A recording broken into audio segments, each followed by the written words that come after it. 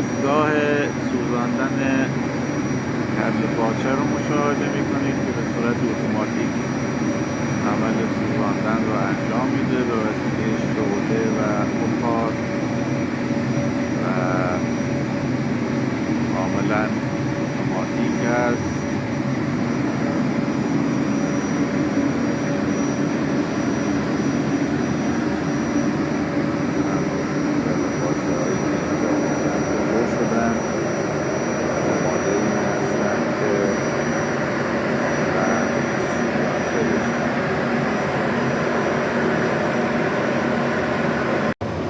دستگاه اتوماتیک سوزاندن کله و پاچه هست با استفاده از شعله و گاز مایع